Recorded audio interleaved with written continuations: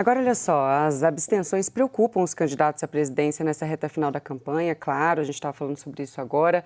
No primeiro turno, quase 16 milhões e meio de eleitores não compareceram às urnas nas cidades onde Lula venceu e quase 16 milhões faltaram nos municípios onde Bolsonaro foi vitorioso.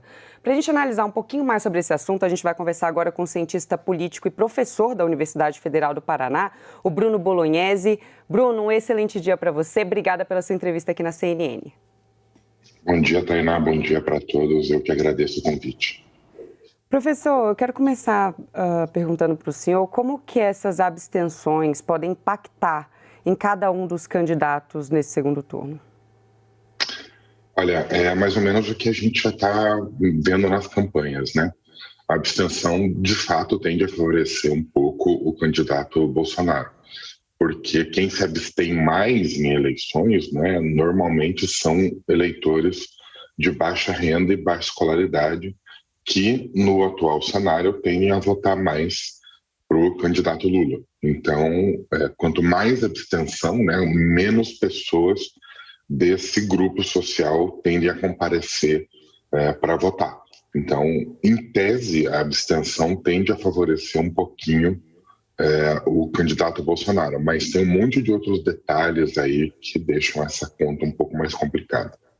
Pois é, professor, quais seriam esses outros detalhes? E à medida em que a gente tem um país com as dimensões que o Brasil tem, com suas características regionais, é possível a gente traçar uma expectativa ou a gente teria que, de algum modo, regionalizar um pouco esse mapeamento de abstenções por regiões?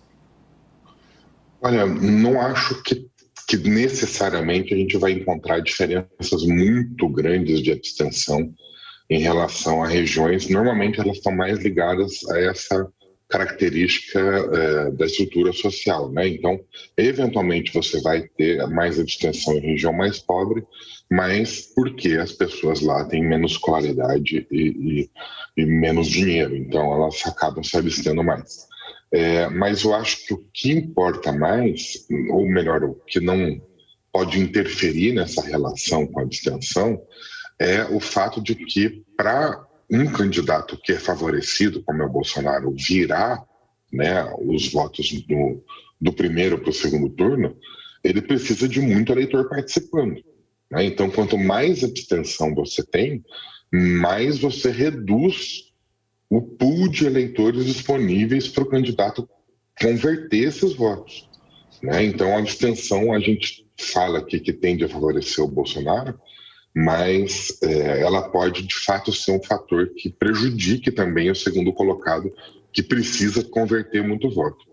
Agora, falando dos estados, o que a gente sabe é que a abstenção deve diminuir em lugares onde você tem disputa para governador junto, né? Então, estados que estão tendo o segundo turno para governador, aí a gente tem aí 2, 3 vezes mais chance do eleitor comparecer do que em estados que você tem só disputa presidencial, né? Então, isso sim, eu acho que é um aspecto que pode, nas regiões, interferir na abstenção no domingo. Bem, professor, isso vai acontecer em 12 estados aqui no Brasil e recentemente nós trouxemos um levantamento aqui na CNN. Por enquanto é esse o dado, 18 cidades do país terão passe livre no domingo das eleições. A gente sabe que por uma característica geográfica, demográfica, enfim, as regiões mais adensadas do Brasil sempre são as capitais ou regiões próximas. Na avaliação do senhor, isso vai interferir de alguma forma na redução da abstenção, por exemplo, ou pode ser uma medida inócua, não vai fazer sentido?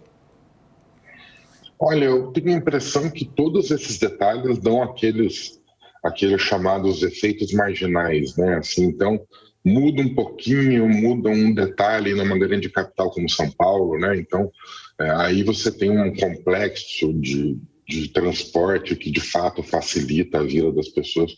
Mas, na maior parte dos lugares, eu acho que quem se absteve no primeiro turno é muito mais difícil de votar no segundo, né? Então, com todos esses incentivos, né? Transporte, o fato de você ter que prestar conta para a Justiça Eleitoral, eu tenho a impressão que esses efeitos marginais não têm potencial de mudar o resultado da eleição. né? Eles têm esse potencial de talvez reduzir aquele 0,5% lá no final, no agregado de tudo, mas não a ponto de mudar o resultado da eleição. Então, eu acho essas iniciativas louváveis. Qualquer iniciativa para facilitar a participação do eleitor me parece muito razoável, né? Mas eu não acho que elas tenham potencial de mudar o resultado, né? Talvez de dar uma diferencinha um pouquinho ali em algum lugar, em um outro lugar, mas eu não acredito que a cidade que liberou o transporte vai ter 10% a mais de eleitores do que a cidade que não liberou, por exemplo. Professor, a nossa analista de política, Basília Rodrigues, também vai participar dessa conversa e tem uma pergunta para o senhor. Oi, tudo bem, professor? Bom dia. Tá ótimo. Levando em consideração todas as suas análises e o que o senhor vem observando aí das estratégias adotadas por ambos candidatos, eu gostaria de saber do senhor qual dica o senhor daria para Lula vencer as eleições ou para Bolsonaro vencer as eleições? No primeiro turno, a gente viu que Bolsonaro era muito criticado e ele foi melhorando quanto à conduta pessoal. Muito se falava, Bolsonaro não vai vencer as eleições por causa da sua postura pessoal. E sobre Lula, muito se falava, Lula precisa ter mais firmeza ao responder sobre corrupção, senão ele não vai vencer essas eleições. Bom, agora, para o segundo turno, qual a sugestão ou proposta, se o senhor pudesse dar um tipo de consultoria aos candidatos aí, né, colocados, Lula e Bolsonaro, o que cada um tem que fazer para vencer essas eleições? Bom dia, Basília. Obrigado pela pergunta, mas é sempre arriscado, né? Porque a gente não tá trabalhando na campanha diretamente, mas eu acredito assim, que duas coisas seriam bem importantes, e eu já falei isso aqui na CNN algumas outras vezes. Eu acho, sinceramente, que o Bolsonaro tem feito tudo muito certinho. Assim, ele moderou a postura, ele está menos raivoso nas respostas, mais tranquilo, mais seguro. E eu acho que ele tem mantido o teto que ele consegue manter aí nas eleições nesses últimos dias. Então, eu acho que o ponto é insistir nisso que você falou mesmo para o Bolsonaro, né? A coisa da corrupção, a coisa da associação entre crime e o PT, eu acho que é por aí. Agora, na campanha do Lula, eu acho que algumas coisas poderiam ter sido mais bem montadas, né? Então, acho que a primeira delas é a insistência na questão da violência e como que o partido tem propostas para isso, como que o candidato tem propostas para combater a violência, para reduzir a criminalidade, né? Então, essas propostas concretas apareceram muito vagamente agora no final dessa semana que passou, e você não consegue associar o governo do PT e do Lula com combate à criminalidade, né? Grandes programas de combate à criminalidade. E a segunda coisa, eu acho que foi retomado também, eu acredito que ontem, que eu revi a propaganda eleitoral, a insistência na má gestão da pandemia, né? Então, eu acho que esse ponto realmente chama atenção, como que isso foi muito facilmente esquecido pelos eleitores, né? E a gestão da pandemia não ficou um problema. O Bolsonaro conseguiu, de fato, se livrar disso e parece que ele não teve nada com isso. Então, se eu tivesse na campanha do candidato Lula, eu insistiria nesses dois pontos: propostas para combater a violência e insistir mais na coisa da gestão da pandemia pelo governo Bolsonaro. Professor, no primeiro turno das eleições, a gente teve a maior taxa de abstenção desde 1998, se eu não me engano, foi em torno de 21%. Por que dessa taxa tão alta? O que o senhor avalia em relação a esse cenário? E também em relação às estratégias dos candidatos nesse segundo turno. O que o senhor identifica que os candidatos estão fazendo para tentar evitar essa alta taxa de abstenção também no segundo turno? Rapidamente, desculpa, 2010, o ano. Maior abstenção. Perfeito. Mas eu acho que é um pouco até o que a Basília falava no comentário na primeira entrada dela aqui, agora há pouquinho, é o fato de você ter dois candidatos que despertam muitas paixões, né? Então, você tem candidatos que, ao mesmo tempo, as pessoas estão muito intensas, né, nas campanhas, muito preocupadas em garantir a vitória dos seus candidatos, mas são candidatos também que são muito rejeitados, né?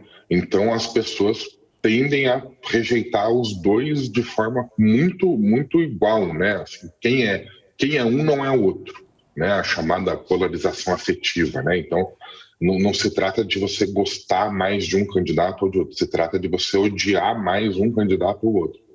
Então, isso tende a aumentar um pouco a alienação eleitoral, né? Se a gente somar aí a abstenção mais voto branco e nulo, ou os votos inválidos, né? E também tem alguns pequenos fatores que eu acho que contribuíram para isso, por exemplo, o fato do Bolsonaro ter mudado de número da eleição de 18 para 22. Né? Então, eu não tenho um dado aqui, mas seria interessante ter o registro da urna eletrônica para saber quantas pessoas votaram 17, por exemplo. Né? Mas a gente já tem dados que tem muito erro quando um candidato muda de número, quando o candidato, principalmente eleição majoritária, né? Muda de número e o eleitor tem essa dificuldade em ir para a urna e acertar lá a posição dele. Então, a abstenção, mas fundamentalmente a abstenção tende a ser alta quando você tem rejeição alta, né? Então, as pessoas não querem nem se manifestar porque, bom, eu não gosto de nenhum desses dois, então não vou nem para votar.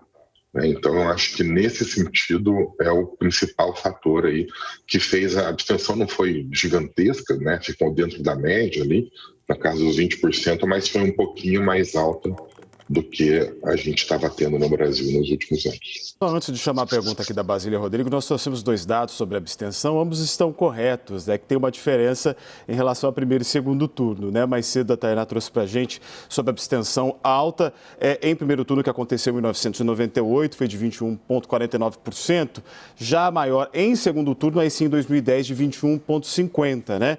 Mas a exceção é que em 1998 e 94 nós não tivemos segundo turno, porque em ambos os anos, Fernando Henrique Cardoso foi eleito em primeiro turno. Agora a pergunta da Basília Rodrigues, só para fazer essa pontuação, por favor. A gente já conversou, professor, sobre essa fórmula da vitória, né? O que os candidatos podem fazer para vencer. Mas depois do resultado, a gente obviamente vai ter um vitorioso e um derrotado. Eu queria saber do senhor o que vai acontecer, qual caminho deve trilhar Bolsonaro se perder e Lula se for o derrotado da vez. Porque são pessoas que têm aí pelo menos metade do Brasil com elas, né? Tem uma liderança política, um por ser o presidente, outro por ser o ex-presidente da República. Em caso de derrota, porque vai acontecer, né? É algo aí, não é um imponderável. Um vai sair derrotado dessa, por isso que para muitos é como se fosse vida ou morte essa eleição. No caso de derrota para Lula, como o senhor vê o futuro do ex-presidente, da esquerda? E no caso de derrota para Bolsonaro, o que vai acontecer com ele e com o chamado bolsonarismo? Olha só, eu acho que no caso do Lula é uma coisa que a gente espera um comportamento mais normal, né, se ele sair derrotado. Né, um político experiente, um político que está aí batalhando pela carreira desde o final da década de 70. Né? Então, eu acredito que a gente espera um final mais normal se ele perder, de ele, de fato, sei lá, se aposentar, continuar como presidente de honra do partido, né? Continuar liderando o partido um pouco. Mas, ao mesmo tempo, se caso Lula perca, eu acho que é preciso trabalhar por renovação dentro da esquerda. Né? A esquerda é muito dependente do Lula, muito dependente do carisma dele, muito dependente das decisões dele, e os líderes que às vezes tentam ali surgir um ou outro não conseguem emplacar, por exemplo, o Fernando Haddad, aí em São Paulo, que não emplaca, né, de jeito nenhum. Né? Nem como prefeito e agora nem como candidato a governador. Então, eu acho que a esquerda precisa mesmo, passando um pouco essa era Lula, né, passando o lulismo no PT, precisa se preocupar em renovar sob risco de, quando o Lula eventualmente se aposentar, não ter mais ninguém para substituir. né? Agora, o Bolsonaro, eu acho que se perde, aí a gente tem um cenário que pode ser bastante diferente da normalidade, né? Uma, porque o presidente passou muito tempo incentivando que esse cenário não era, perder não é normal, né? Então, aderir às regras do jogo democrático não faz parte da agenda do presidente, mas principalmente, eu acho, porque você não controla os seguidores fanáticos, né? Então, a gente até pode achar que, não, tem uma coisa do presidente nas lives, nos grupos de WhatsApp, Telegram e tudo mais, de ter uma coisa coordenada dos seus seguidores, mas não tem, é uma coisa absolutamente centralizada, fragmentada, cada lugar é um jeito, cada lugar tem uma configuração social específica. E eu moro aqui em Curitiba, em frente à praça do Centro Cívico, aqui, que é onde tem muita manifestação política. E as pessoas estão bastante inflamadas. Então, me impressiona mesmo a capacidade de descentralização dessas lideranças e o quanto elas estão na expectativa de que alguma coisa aconteça no domingo, seja para comemorar ou seja para ficar protestando. Então, eu não acredito que, se o Bolsonaro perca, a gente vai ter uma transição de poder pacífica. Eu acho que vai ter contestação das eleições, as pessoas vão para a rua, as pessoas... E o que preocupa é aquela coisa do guarda da esquina, né? Aquela coisa do indivíduo aqui no bairro, na rua, que você não controla, que não tem como colocar nenhum tipo de amarra, e aí eu acho que a gente pode ter bastante comoção aí, caso o Bolsonaro perca, tanto por parte do presidente e dos seus familiares que estão no poder, quanto dos seguidores que tendem a ser bastante inflamados, né? Nós conversamos aqui na CNN com o cientista político e professor da Universidade Federal do Paraná, Bruno Bolognesi. Professor, muito obrigado, um ótimo domingo ao senhor. Eu que agradeço a todos vocês, bom dia, bom trabalho.